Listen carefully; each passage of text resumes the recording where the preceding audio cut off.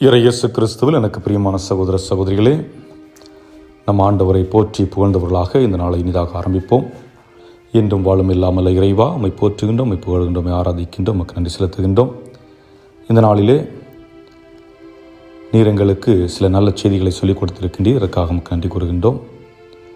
புனித Angela Mercy என்ற சகோதரி எவ்வாறு தன்னுடைய வாழ்வை இறைவனுக்காக அர்ப்பணித்து, அதுவும் குறிப்பாக ஏழைகளுக்காக, ஒடுக்கப்பட்ட பெண்களுக்காக, பெண்களுடைய படிப்பு, பெண்களுடைய விசுவாசம் இவற்றிற்கு முக்கியத்துவம் கொடுத்து எவ்வாறு தன்னுடைய இறைப்பணியை ஆற்றினாரோ, அதுபோன்று நாங்களும் இந்த சமுதாயத்தில் ஒடுக்கப்படுகின்ற, சில நேரங்களிலே எங்களுடைய இல்லத்தில் கூட ஒடுக்கப்படுகின்ற குழந்தைகள், பெண்களுக்கு முக்கியத்துவம் கொடுத்து அவர்களையும் சமமாக மதிக்கக்கூடிய ஆற்றலையும் அருளையும் எங்களுக்கு அளிக்க இந்த நேரத்தில் ஜெபிக்கின்றோம்.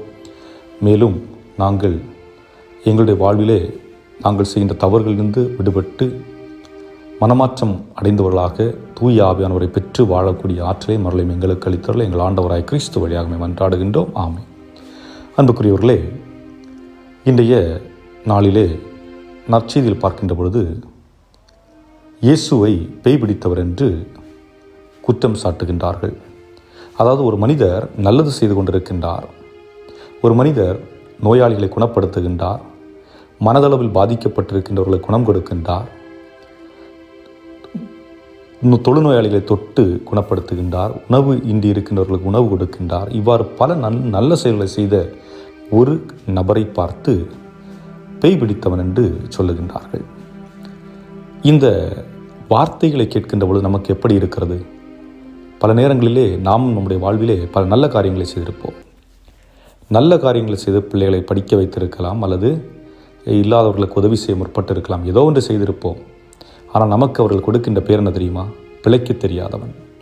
ஆனால் உண்மையிலேயே மற்றவர்களுக்கு கொடுக்கின்ற பொழுது கிடைக்கின்ற இன்பம் என்பது மிகப்பெரியது என்பதை பலர் அறிந்திருப்பதில்லை.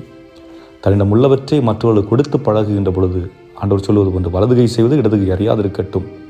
அந்த நிலை என்பது மிகவும் முக்கியமான ஒரு நிலை, மகிழ்ச்சியை கொடுக்கின்ற ஒரு நிலை என்பதை பலர் அறிந்திருப்பதில்லை. அதைத்தான் ஆண்டவர் இயேசு கிறிஸ்து செய்கின்றார். ஆனால் அவரை பேய் பிடித்தவன் என்று சொல்லுகின்றார்கள். அதே நேரத்தில் ஆண்டவர் என்ன சொல்லுகின்றார்? நீங்கள் யாரை பழித்து பேசினாலும் உங்களுக்கு மன்னிப்பு உண்டு, தூய ஆவியானவரை பழித்து பேசினால் மன்னிப்பு இல்லை என்கிறார். இங்கே எப்படி புரிந்து கொள்ள வேண்டும்?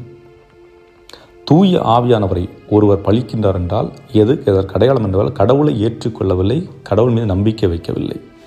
ஆக நான் கடவுளை ஏற்றுக்கொள்ளவில்லை, கடவுள் மீது நம்பிக்கை வைக்கவில்லை என்றால் என்னுடைய வாழ்விலே மனமாற்றம் என்பது நடக்காது. அப்போ மனமாற்றம் என்னுடைய வாழ்வில் நடக்கவில்லை என்றால் என்ன நடக்கும்?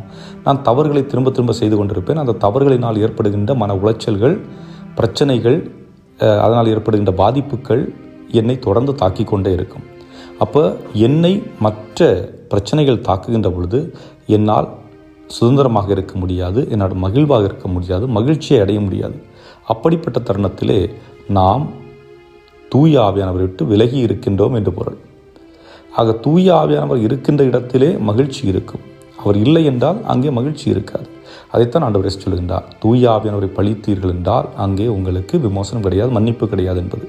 ஆக தூய ஆவியானவரை ஏற்றுக்கொள்ளுகின்ற பொழுது, நான் மனமாற்றம் அடைந்து ஆண்டவரை ஏற்றுக்கொள்ளுகின்ற பொழுது அங்கு மகிழ்ச்சி இருக்கும். ஆகவே அன்புக்குரியவர்களே, நம்முடைய வாழ்விலே தவறுகள் செய்திருக்கலாம், ஆனால் அந்த தவறிலிருந்து நாம் திருந்தி மாற்றத்தை உருவாக்கி புதிய மனிதர்களாக இந்த சமுதாயத்தில் வாழ்வதற்காக அழைக்கப்படுகின்றோம்.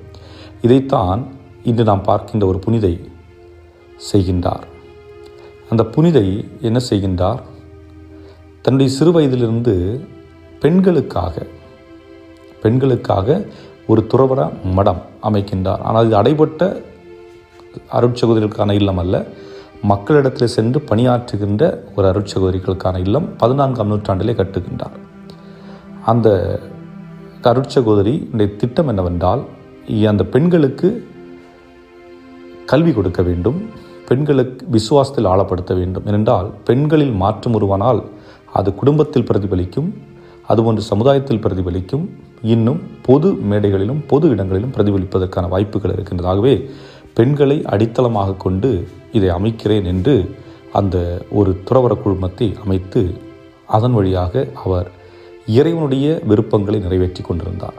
ஏழைகள், ஒடுக்கப்பட்டோர் என்பது போன்ற மனிதர்களுக்கு தன்னால் முடிந்தவற்றை செய்து கொண்டிருந்தார். ஆகவே அந்த புனித ஆஞ்சல மரியா, ஆகவே அவர்கள் வழியாக நம்முடைய விண்ணப்பங்களை ஆண்டவர் கரத்தில் ஒப்புக்கொடு ஜெபிப்போம். ஏனென்றால் இறைவன் நம்மை அறிந்திருக்கின்றார். நம்மை படைத்தவரை அவர் தான் நம்ம அறிந்திருக்கிறது. அவருக்கு நாம் யார் என்பது தெரியும். இருந்தாலும் இறைவனிடத்திலே அந்த புனிதன் வழியாக நாம் அர்ப்பணிப்போம். இறைவன் தொடர்ந்து பல ஆற்றல்களையும் அருளையும் நமக்கு வழங்கவும், நம் வழியாக அவருடைய திட்டங்களை அவர் நிறைவு செய்யவும் நம்மை அர்ப்பணித்தவர்களாக இந்த நாளை ஒப்புக் கொடுப்போம். இறைவன் உங்களை நிறைவாக ஆசீர்வதிப்பாராக. ஆமென்.